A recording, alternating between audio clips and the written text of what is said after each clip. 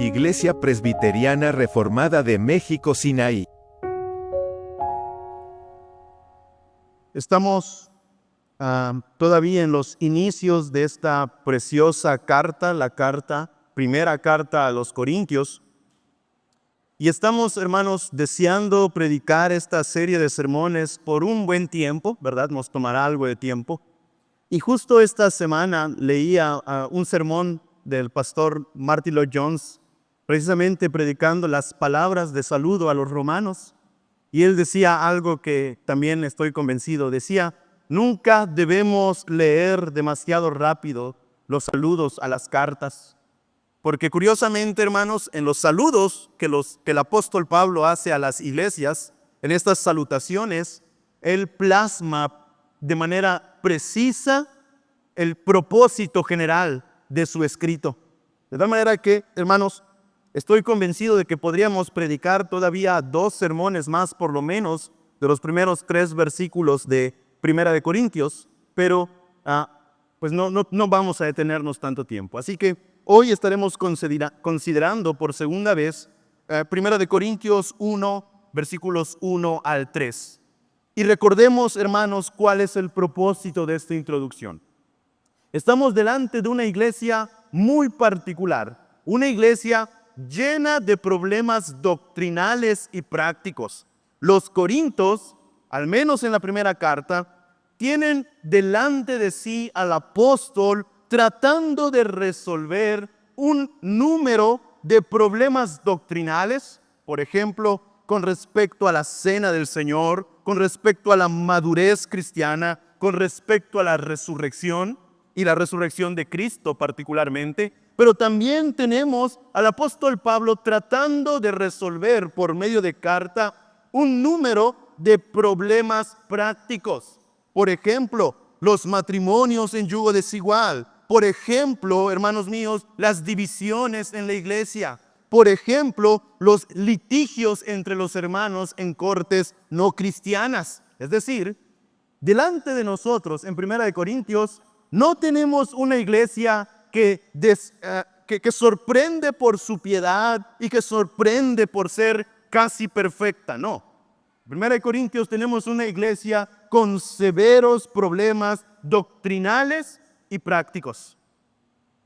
Y cuando Pablo empieza a tratar a esta iglesia buscando en el nombre del Señor y en el Evangelio ofrecer consuelo y ofrecer instrucción, antes de enfocarse en alguno de estos males particulares, él se enfoca en un problema central, la identidad de la iglesia. Esta iglesia es la iglesia de Dios en Corinto y su problema es que se identifican antes como corintios que como iglesia de Dios. Todos los problemas que vemos en esta congregación es porque se han apropiado de las maneras de vivir y las maneras de pensar del lugar donde están. Esta iglesia en particular, digamos, hermanos, no quería desprenderse de las prácticas comunes y de las ideas comunes de la ciudad de Corinto. Ellos querían seguir viviendo de la misma manera que cualquier otro ciudadano de dicho lugar. Pero el Señor quiere recordarles que ellos no son simples corintios. Ellos son la iglesia de Dios que está en Corinto. Es por eso que hace 15 días hablamos de esto, hermanos. Es la iglesia de Dios. Y como tal debe percibirse. Es la iglesia de Dios, por lo tanto, valiosa, privilegiada y amada. Es la iglesia que el Señor compró con la misma sangre del Cordero que fue inmolado, Jesucristo. Ahora, siguiendo en este tema, hermanos, el apóstol Pablo va a tratar todavía más con la identidad de esta congregación, recordándoles quiénes son y quiénes son llamados a ser en Cristo. Porque, hermanos, esta iglesia debe comprender, antes de tratar de remediar sus problemas, quiénes son y quiénes son llamados a ser en Cristo.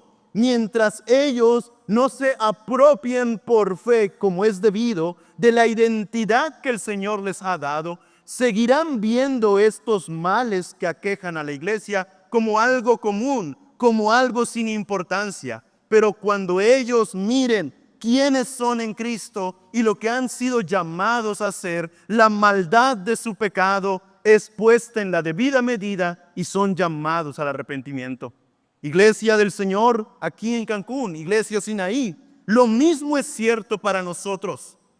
Hemos llegado a normalizar muchos pecados dentro de la iglesia porque son comunes en nuestra región, en nuestra ciudad, en nuestro tiempo.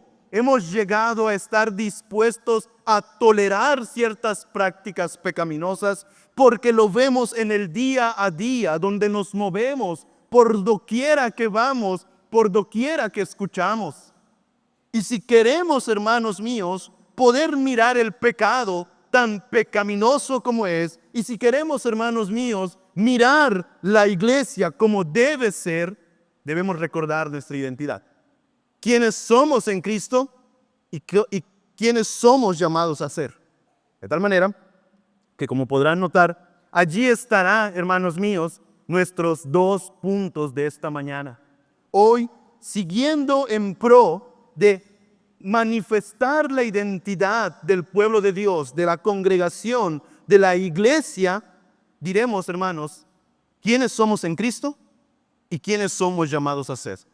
Diremos, hermanos, que somos los santificados en Cristo y diremos en segundo lugar que somos los llamados a ser santos en Cristo. La iglesia debe comprender su identidad a la luz de una tensión entre lo que ya es y lo que todavía debe llegar a ser.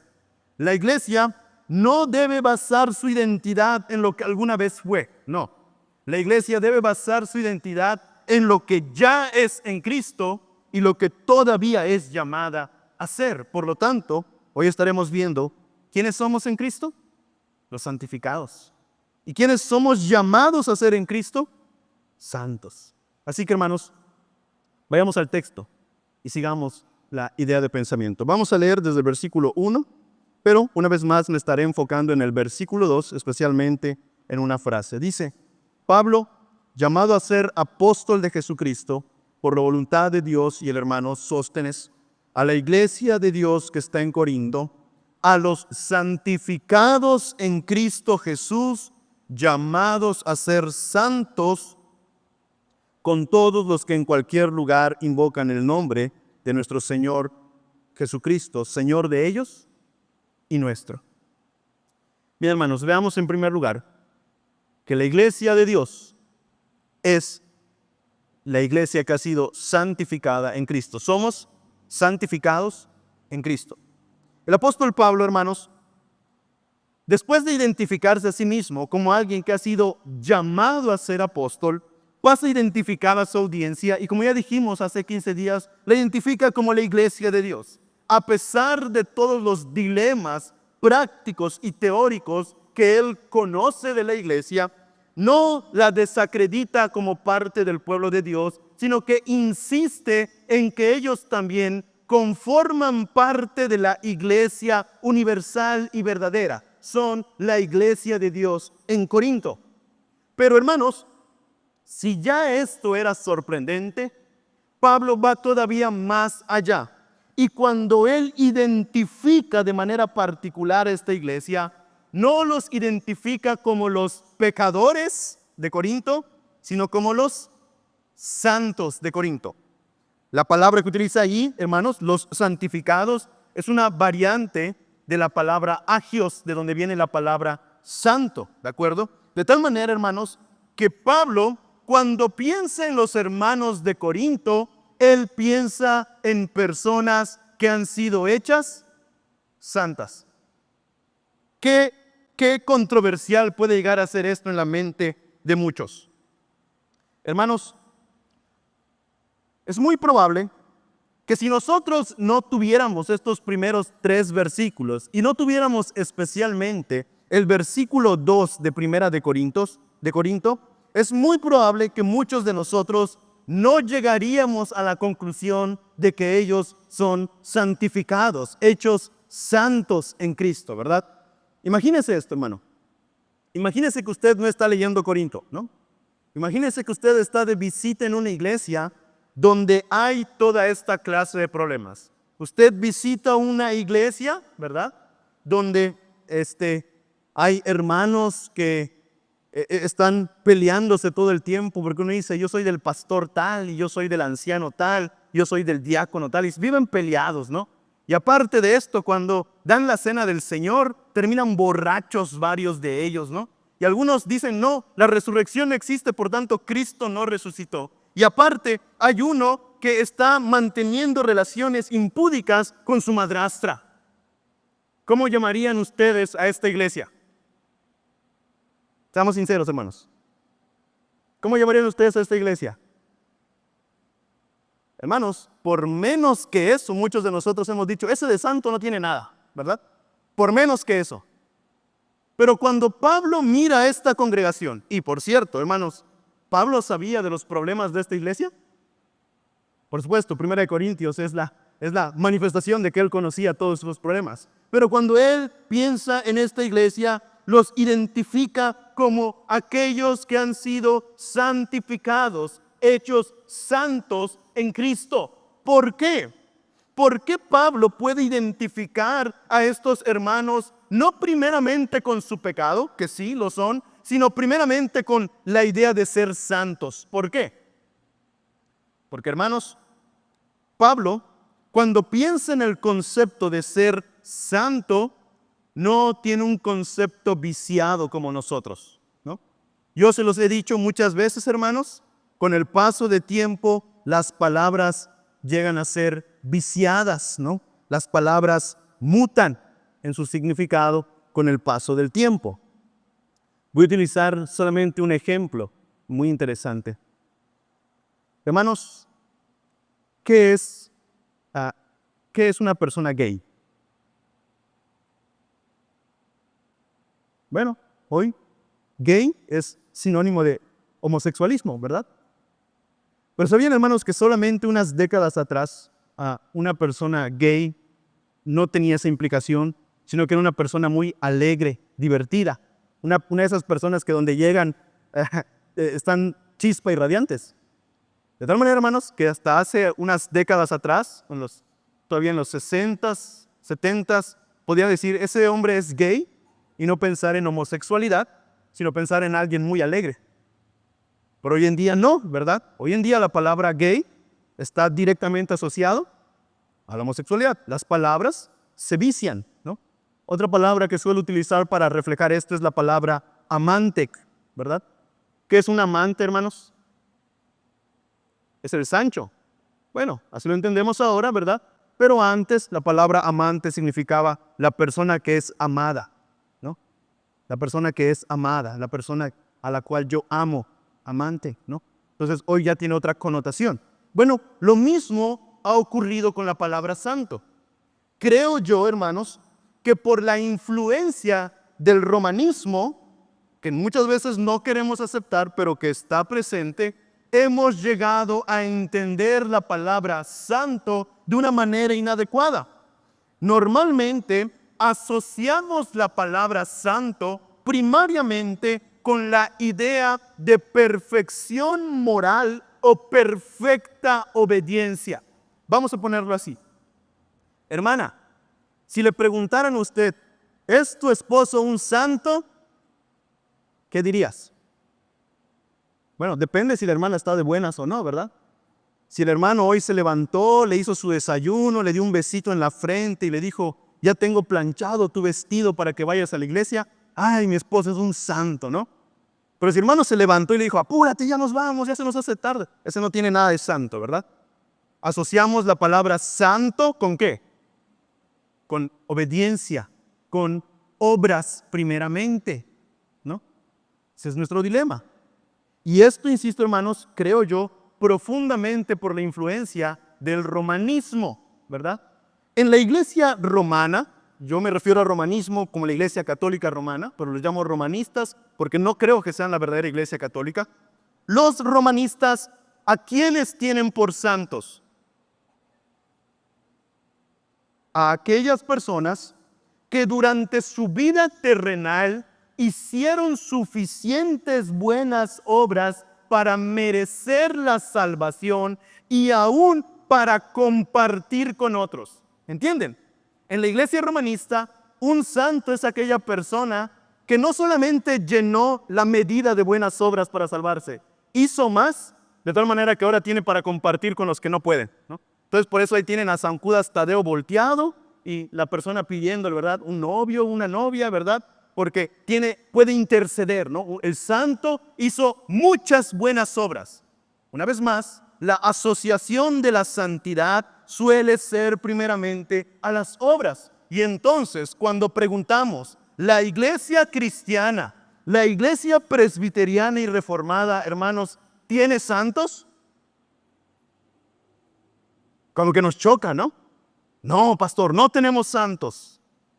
Bueno, hermanos, sí tenemos santos. Y muchos, ¿no? Pero no le puedes orar a ninguno, ¿de acuerdo? No le puedes orar a ninguno.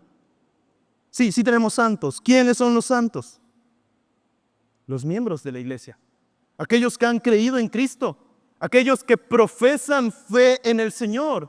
Aquellos que han creído en el Señor Jesucristo con sus hijos, ¿verdad? Porque más tarde el apóstol Pablo dirá que con un padre que sea creyente, los hijos son hechos santos, ¿verdad? De tal manera, hermanos, que sí, la iglesia sí tiene santos. Pero pastor, ninguno de nosotros ha hecho tantas buenas obras como para ganarse su salvación y aparte poder compartir con otros. Cierto, pero es que la palabra santo no tiene primeramente que ver con las obras que hacemos, sino con lo que ha sido hecho en nosotros y en favor de nosotros.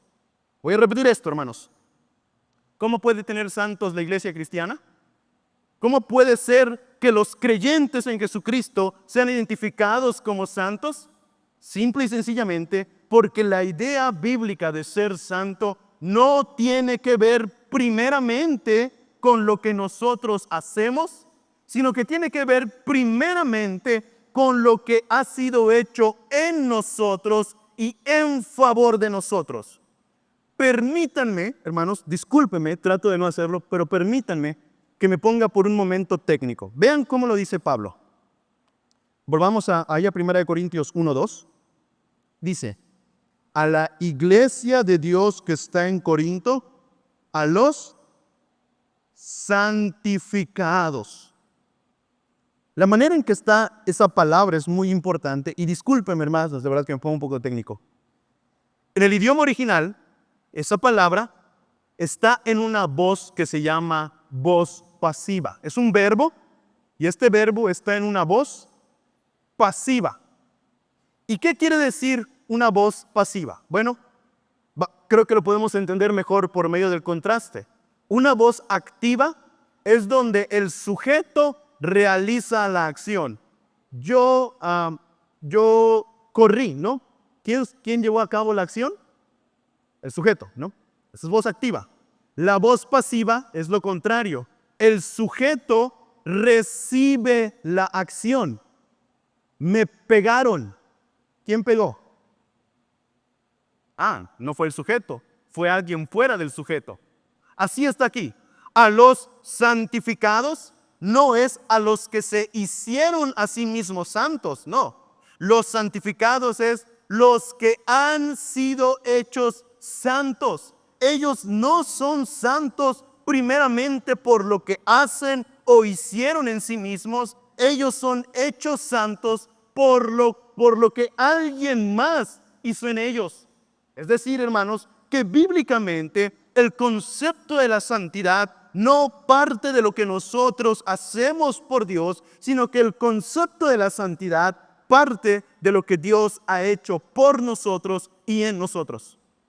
De hecho, hermanos, la idea bíblica fundamental de ser santo es la de ser consagrado, separado de o separado para.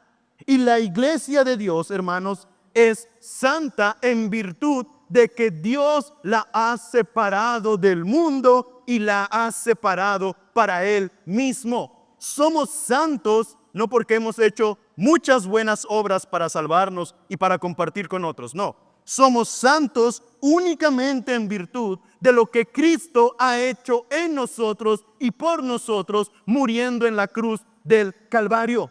La iglesia tiene santos no porque las personas por sí mismas lo merezcan, sino porque un sacrificio santo ocurrió en la cruz del Calvario y en su sangre hemos sido lavados de nuestros pecados. A esto, hermanos, es lo que llamamos, y por favor, presten atención a esto porque es muy importante. A esto es a lo que llamamos nuestra santidad posicional. ¿Sí? Esto es a lo que llamamos nuestra santidad posicional. ¿Qué quiere decir esto? Que cuando fuimos unidos a Cristo por la fe, morimos en Él, resucitamos con Él, su perfecta vida de santidad fue imputada a nosotros de tal manera que ahora cuando el Padre nos ve en Cristo y nos ve por tanto en la santidad de Cristo. Es decir, hermanos, que delante de Dios, Él ya no nos mira en nuestro pecado. Él nos mira en la justicia y santidad de su Hijo. Esa santidad no es nuestra por nuestras obras, es nuestra por su gracia y nos pone en una nueva posición delante de Dios. De tal manera que, hermanos, la iglesia es santa porque está escondida en Cristo. Cuando Dios la ve en la santidad del Cordero que murió por ella. Vean, vayamos a Efesios capítulo 5.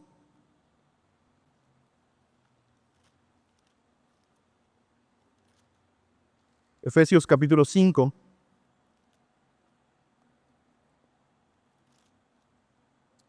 Versículo 25 y 26.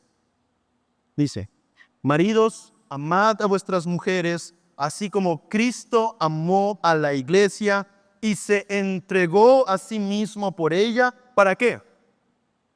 Para santificarla, habiéndola purificado en el lavamiento del agua por la palabra, a fin de presentársela a sí mismo una iglesia gloriosa, que no tuviese mancha ni arruga ni cosa semejante, sino que fuese como santa y sin mancha. ¿Cómo ha llegado la iglesia a ser santa? Por el lavamiento de la sangre en Jesucristo. La culpa de la iglesia fue quitada por el Cordero que por ella murió. Y es por eso que ella tiene una nueva posición. Y su posición es que delante del Señor ya no es vista como manchada y sucia, sino como pura y santa. ¿Qué podemos aprender de esto, hermanos míos? Bueno, de esto podemos aprender en primer lugar, hermanos míos, que cuando pensemos en la iglesia, debemos pensar en una comunidad de santos. Cuando pensemos en la iglesia, debemos pensar en una comunidad de santos. Pero no porque ellos por sí mismos se han hecho santos, sino porque ellos en Cristo han sido hechos santos. Y esto, hermanos, indudablemente motivará a la iglesia a la alabanza. Esto indudablemente motivará a la iglesia a la adoración. Nuestros hermanos, no podemos verlo ahorita, pero después usted puede leer en casa Apocalipsis 7, Apocalipsis 14, y usted puede ver esto. Nuestros hermanos en gloria, vestidos ya con sus ropas blancas y libres del pecado, cantan, ¿verdad? Ellos son los que han lavado sus ropas en la sangre del Cordero y cantan ¿a quién?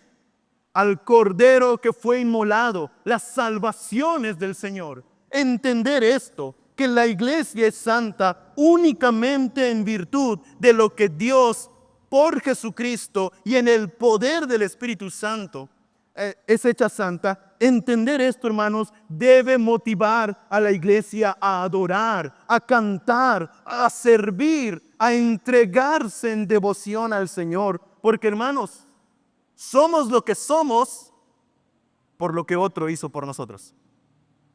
Somos lo que somos por lo que Cristo hizo en la cruz del Calvario por ti y por mí. Si podemos ser hallados santos delante del Señor, no es por nuestra obediencia. Aún después de 5, 10, 15 o 20 años de cristianismo, tu obediencia no alcanza la meta. Pero si eres santo, lo eres por causa de Jesucristo. Y eso nadie lo puede arrebatar. Así que, hermanos, cuando pensemos en iglesia, debemos pensar en una comunidad de santos, de los que han sido santificados, no por sí mismos, sino santificados en Cristo Jesús. Pero en segundo lugar, hermanos, además de decir el apóstol Pablo a los corintios que ellos son los santificados en Cristo, también les dice, en segundo lugar, que ellos son los llamados a ser santos. Son los santificados en Cristo, pero también son los llamados a ser santos. Volvamos a 1 Corintios 2, dice, a la iglesia de Dios que está en Corinto, a los santificados en Cristo Jesús, llamados a ser santos con todos los que en cualquier lugar invocan el nombre de nuestro Señor Jesucristo, Señor de ellos y nuestro. Después de identificar a esta iglesia llena de problemas, llena de disturbios como los santificados, les recuerda su llamado. Y hermanos, yo creo, como siempre les digo, que no solamente importa lo que la Biblia dice, sino también importa cómo lo dice. Y yo creo, hermanos, que el orden de esto no es casualidad. Primero son identificados como santos y después como llamados a ser santos, para recordarnos que primero es la santidad posicional y después la santidad práctica. Yo creo, hermanos, que el apóstol Pablo lo presenta así para recordarnos que no podemos tener santidad práctica si primero no somos hechos santos posicionalmente por medio de Jesucristo. Yo creo que si hubiera puesto de manera inversa esto, podríamos creer que nos ganamos el estatus de santos por practicar primeramente la santidad. Pero no es así. Es todo lo contrario. Como he escuchado muchas veces al pastor Sugel Michelén decir, no debemos poner el buey detrás de la carreta. Aquí el orden de los factores sí altera el producto. ¿Sí? Primeramente somos hechos santos por la justicia de Cristo, imputada a nosotros por la fe, y después somos capacitados para vivir en la santidad práctica del día a día. No somos hechos santos por vivir como santos, sino que vivimos como santos porque ya hemos sido declarados como tales delante de Dios. ¿Me explico? De tal manera, hermanos, que miren, si el Señor os ha hecho santos, hay un llamado. Hay una manera de vivir particular a la cual deben atender. Si el Señor los ha declarado por la justicia de Cristo como aquellos que han sido lavados y santificados por la sangre del Cordero, ya no pueden vivir de cualquier manera. Tienen un llamado particular. Y me resulta interesante, hermanos, que primeramente Pablo se identifica a sí mismo como llamado y después a la iglesia. Véanlo. En el versículo 1, de ahí de 1 Corintios 1, se identifica Pablo llamado a ser apóstol de Jesucristo. Y entonces este llamado moldeaba toda la vida de Pablo, ¿verdad? El ser llamado al apostolado moldeó toda la vida de Pablo, ¿no? Moldeó y cambió radicalmente la manera en que él miraba y vivía el día a día, ¿no? De un hombre que era fariseo de fariseos, un hombre que era defensor de la ley, un hombre celoso de la ley, cambió radicalmente a ser un hombre que manifestaba el evangelio con lo que predicaba y con lo que vivía. Es decir, el llamado de Pablo moldeó su vida. El llamado de la iglesia también. Hermanos, vivimos tiempos donde se nos insta, se nos anima a encontrar nuestro propio camino, ¿verdad? A vivir como a cada uno se le antoje, ¿no? En este tiempo la libertad es igualada a cada uno autodefinirse, ¿no? Cada uno a autodirigirse, autosustentarse de tal manera que cada uno dice, tienes que encontrar tu propia manera de vivir. Bueno, hermanos, esa es la basura del mundo. Esa es la basura del mundo. Porque aquellos que han sido santificados en la sangre del Cordero tienen un llamado a vivir de cierta manera. No somos llamados a que, bueno, has sido santificado, ahora puedes darte el lujo de hacer lo que quieras, vivir como quieras, pensar como quieras, hablar como quieras. No, has sido santificado en la sangre del Cordero, ahora tu vida debe manifestar lo que Dios te ha hecho. Y es ahí, hermanos, donde hablamos de una santificación progresiva. Tenemos la santidad posicional, a la cual normalmente llamamos justificación. Somos hechos santos en virtud de la justicia de Cristo que nos es imputada. Pero también tenemos una santidad o santificación progresiva. Aquello que hemos sido declarados, aprendemos a vivirlo en nuestro día a día. Y es ahí, hermanos míos, donde esta iglesia tiene que prestar atención. Hablo de Corinto y hablo de Sinaí, ¿no? Es ahí donde esta iglesia tiene que prestar atención. Habiendo sido comprados con preciosa sangre y hechos santos en virtud de la justicia de Cristo, hermanos, somos llamados a un estilo de vida particular. Y ese estilo de vida se llama santidad. Hermanos, no nos engañemos. No pensemos que porque somos salvos por gracia, la manera en que vivimos no tiene importancia. Aunque creemos en la doctrina de la sola gracia, ¿verdad? Y por cierto, estamos en el mes de la Reforma, ¿no? ¿Qué quiere decir sola gracia, hermanos míos? Que somos salvos sin las obras de la ley, sino por pura gracia. Pero como bien dicen, hermanos, la gracia que salva por sí sola nunca viene sola. La gracia que salva es la gracia que transforma. La gracia que justifica es la gracia que santifica. La gracia que quita la culpa es la gracia que quita la presencia del pecado. Aquellos que dicen, yo he sido comprado por Cristo, pero no tienen ningún interés en la vida de santidad, sino que por la gracia justifican el pecado, no han entendido nada de la gracia verdadera. Pablo, tratando esto en el libro de los Romanos, dice, si cuando el pecado abundó, la gracia sobreabundó, ¿pecaremos aún más para que la gracia sobreabunde? ¿Y qué responde? De ninguna manera. La gracia no es excusa para pecar. La gracia es poder para no pecar. Somos santos no por lo que nosotros hacemos, sino por lo que Cristo hace en nosotros. Pero lo que Cristo ha hecho y hace en nosotros nos llama a vivir de manera piadosa, de manera justa, de manera santa. Así que, hermanos, negamos totalmente que la gracia nos vuelva antinomistas. ¿Qué es un antinomista? Alguien que desprecia la ley. No. Más bien creemos que en la gracia de Dios somos capacitados para cumplir la ley de Dios. Somos capacitados para vivir pía y santamente en este mundo. No perfectamente, pero sí en un crecimiento progresivo y gradual. Los santos no deben, hermanos míos, acomodarse en el pecado. Deben luchar contra él. Porque la justicia que Cristo les ha imputado también los capacita para rehusar el pecado y para pelear en contra de él.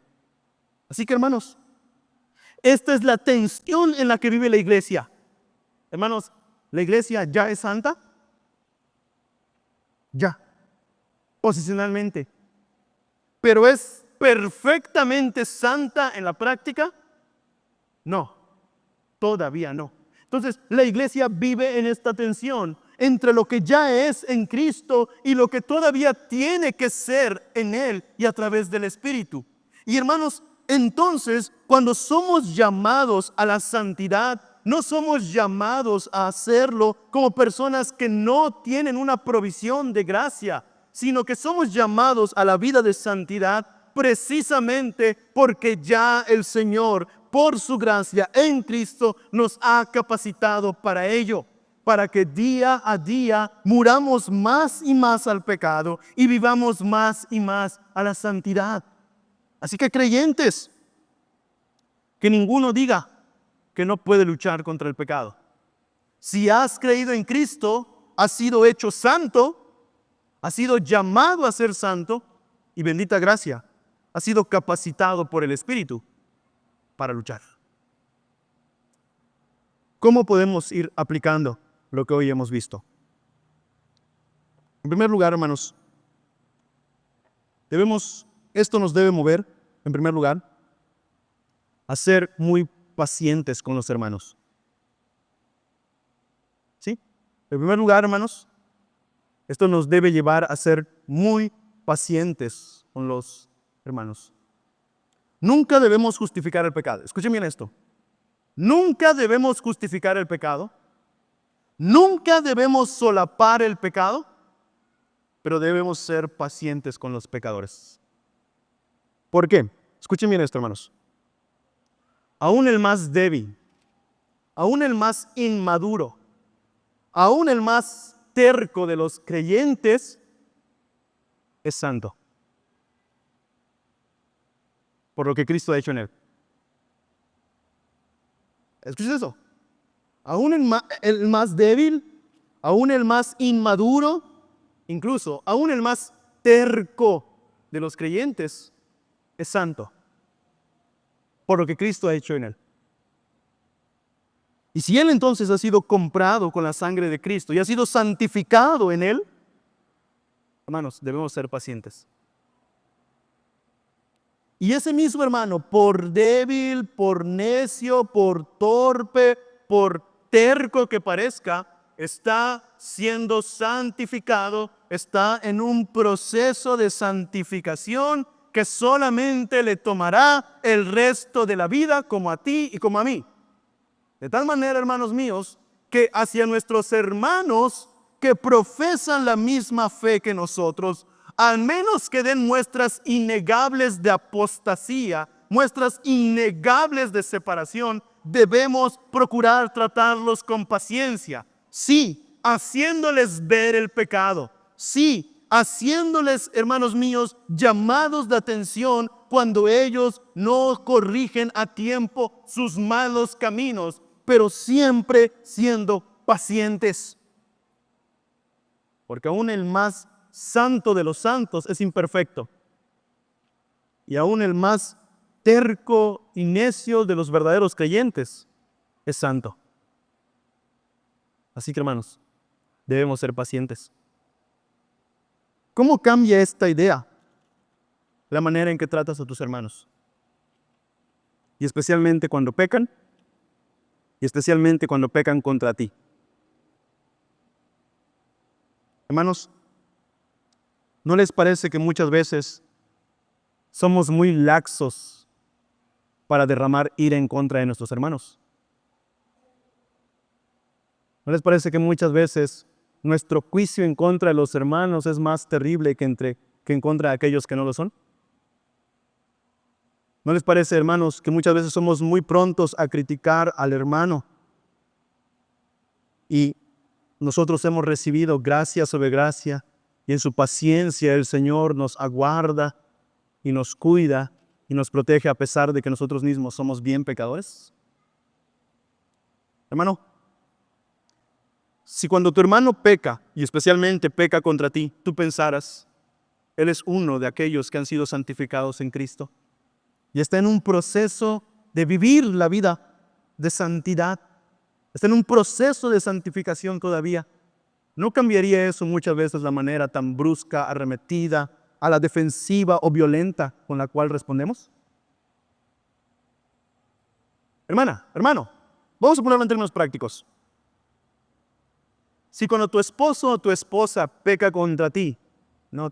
Te levantó la voz o en vez de poner la ropa en el cesto, la puso al lado, quién sabe por qué, en el piso.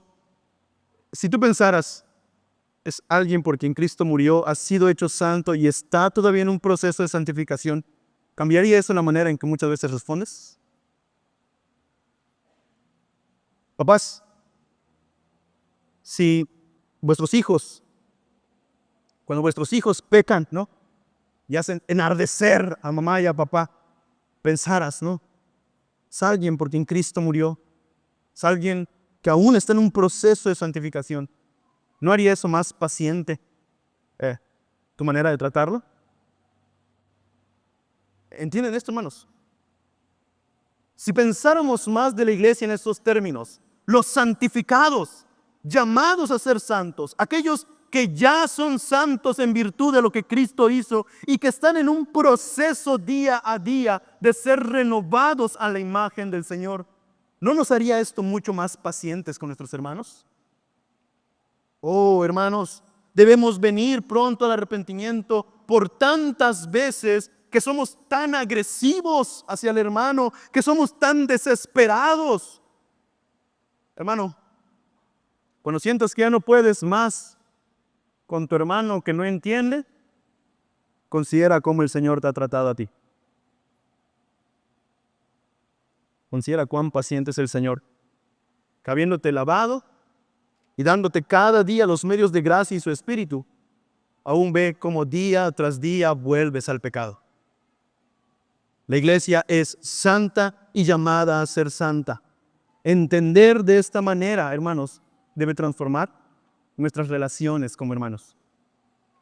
Llamados a ser pacientes, llamados a ser compasivos, llamados a ser, hermanos, comprensivos los unos con los otros. Y ahora, ojo, con eso estoy diciendo que si el hermano está pecando, no le digamos nada.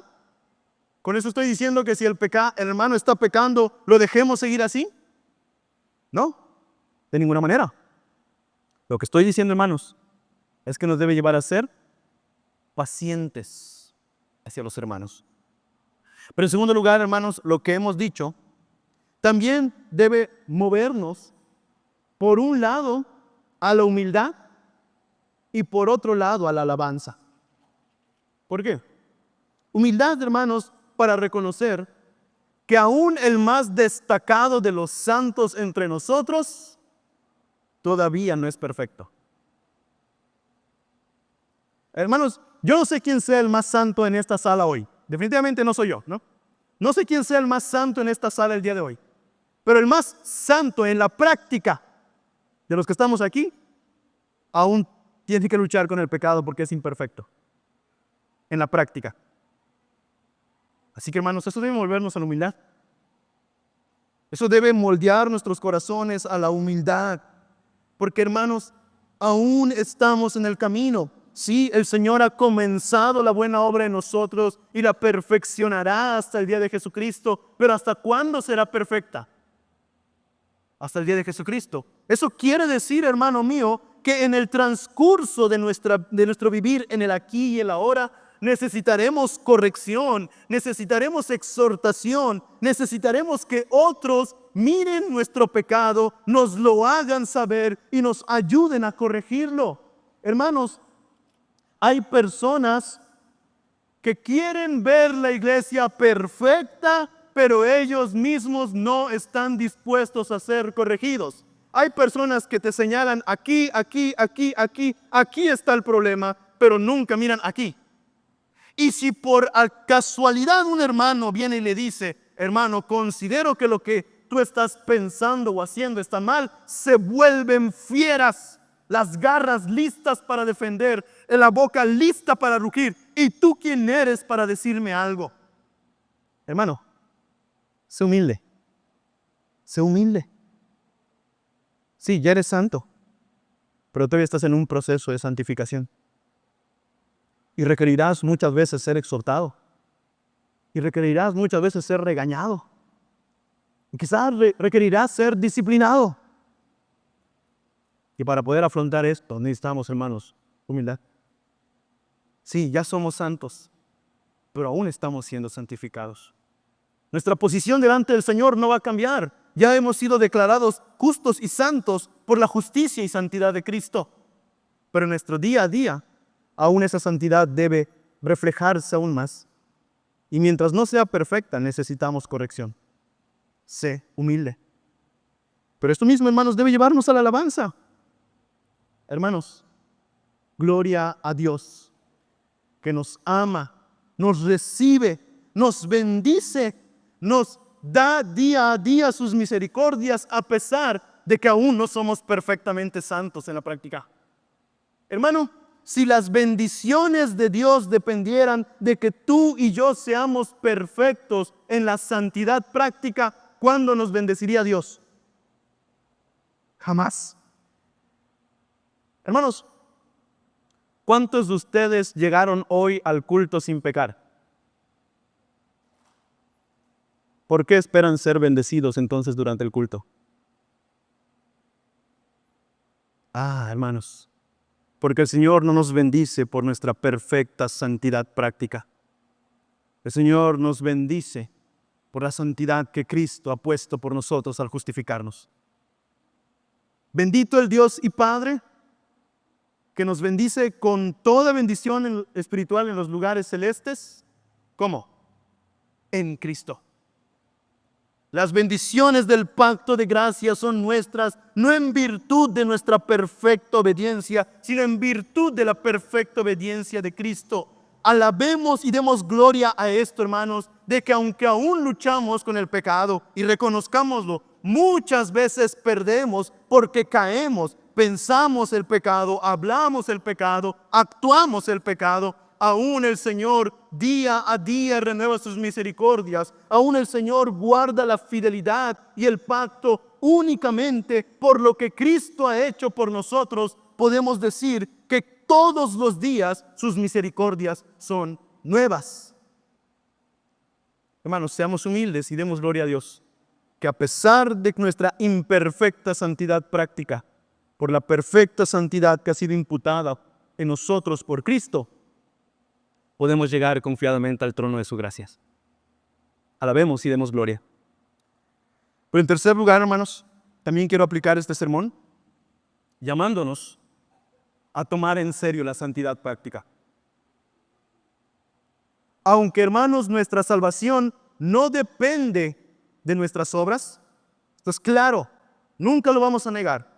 Aunque nuestra salvación no depende de nuestras obras, sino de que hemos sido santificados en Cristo, recordemos muy bien esto, hermanos.